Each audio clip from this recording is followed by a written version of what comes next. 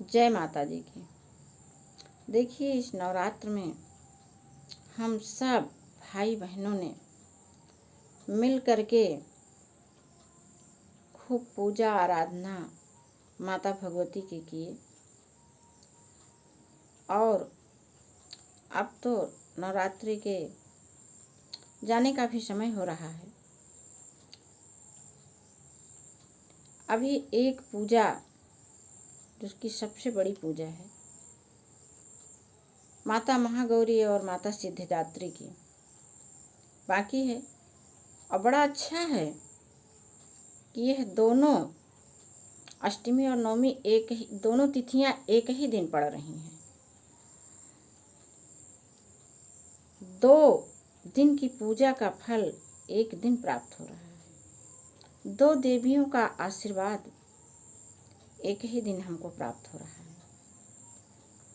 तो इस दिन की पूजा हम सभी को अवश्य ही कर लेनी चाहिए। और देखिए, मेरी बातें थोड़ा सबसे हट करके होती हैं। मैं बाहरी पूजा पाठ से हट करके मेरे समझ में आता है कि सबसे पहले अपनी आंतरिक पूजा करनी चाहिए। आंतरिक पूजा का मतलब होता है अंतःकरण की शुद्धि। जबकि मुझे किसी के प्रति किसी प्रकार का क्रोध, बैर, ईर्ष्या, ये सारी भावनाएं मेरे मन में न हो। सबके लिए बस सिर्फ और सिर्फ प्रेम और सहयोग की भावना हो। मेरी समझ में सबसे बड़ी पूजा यही आती है। तो होता क्या है कि हम लोग यही बाहरी पूजा को ही पूजा मानते हैं। नहीं, इससे भी बड़ी एक पूजा है। आइए उसके बारे में हम लोग जानते हैं। अष्टमी के एक दिन पहले रात्रि में सोते समय आप लोग एकदम अपने मन को निर्मल बना करके, स्वच्छ बना करके, सारे गिले शिकवे भुला करके रात्रि के में सोते समय माता से प्रार्थना करना बड़े अधिकार भाव से कि हे माता, कल सुबह समय से हमको उठा करके और अपनी पूजा करवा दीजिएगा। अपने इन भावनाओं पर जितना अधिक आप विश्वास कर पाएंगे, उससे भी अधिक फल आपको मिलेगा। देख लीजिए, सुबह आपकी नींद कैसे खुल जाती है समय से, और आप जाग करके अपने नित्य कर्म से निवृत्त हो करके पूजा स्थल पर बैठिए और वहाँ पर पद्मासन की मुद्रा में लंबी गहरी सांसें लेते हुए एकाग्रता पूर्वक माता से सारे संसार के सुख की प्रार्थना करिए। ऐसी प्रार्थना से 9 दिन के व्रत का फल आपको मिल जाएगा। अभी आप लोगों के दिमाग में एक सवाल उठ सकता है कि हाँ, एक दिन की पूजा और फल 9 दिन का, बाकी जो जिन लोगों ने इतनी बड़ी तपस्या की है 9 दिन की, तो देखिए यहाँ सब होता है। आप जो चाहेंगे वो होगा। इस संदर्भ में मुझे एक कहानी याद आ रही है। कहानी है भगवान श्री गणेश जी की और कार्तिकेय जी की।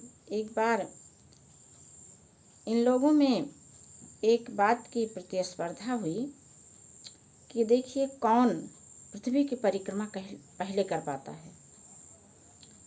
ऐसा करके दोनों लोग एक साथ निकले और निकलने के बाद कार्तिकेय जी का वाहन तो मयूर था और वे उससे आगे आगे चलने लगे। अब गणेश जी को लगा कि मैं तो इनकी बराबरी इस तरह तो नहीं कर पाऊंगा, फिर कैसे? फिर यहाँ पर रास्ते तो अनंत हैं ना। उन्होंने बस वही किया, एकाग्रता पूर्वक चिंतन किया अपनी जीत के लिए कि किस प्रकार हम जीत सकते हैं। जब ध्यान किया उन्होंने अपने इष्ट का, एक विचार आया कि माता तो पृथ्वी से भी बड़ी होती हैं। अपनी जन्म देने वाली माता का स्थान पृथ्वी से भी बड़ा माना गया है शास्त्रों में। बस यही बात उनके दिमाग में आई और तुरंत उठे, अपने वाहन पर सवार होकर के अपनी माँ की परिक्रमा करके आए बैठ गए। अब जब कार्तिकेय जी आए तो देखा ये तो परिक्रमा करके पहले से यहाँ आकर के बैठे हुए हैं।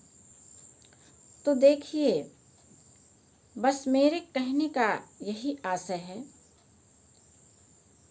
कि आप लोग थोड़ा समय एकाग्रता पूर्वक ध्यान और योग में अवश्य लगाइए। एकाग्रता से किया गया ध्यान वह बहुत बड़ा फल देने वाला बन जाता है और उस एकाग्र मस्तिष्क में संपूर्ण संसार के सुख की कामना करनी है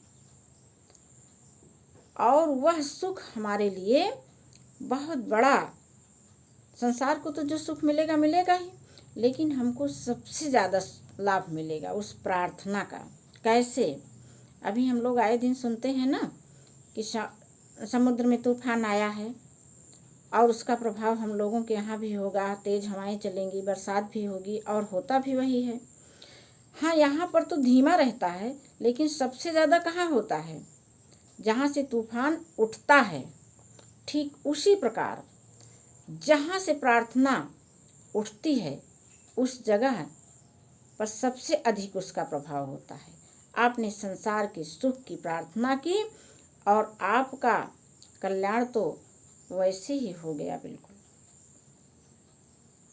तो आप लोग सभी पूजा को करते हुए यह वाली पूजा अवश्य ही अपनाइए और अपने अंतःकरण को शुद्ध करके माता भगवती से सारे संसार के सुख की कामना करिए। अवश्य ही इस प्रार्थना के द्वारा माता भगवती आपके सारे असंभव कार्यों को भी वे संभव बना देंगी। जय माता दी।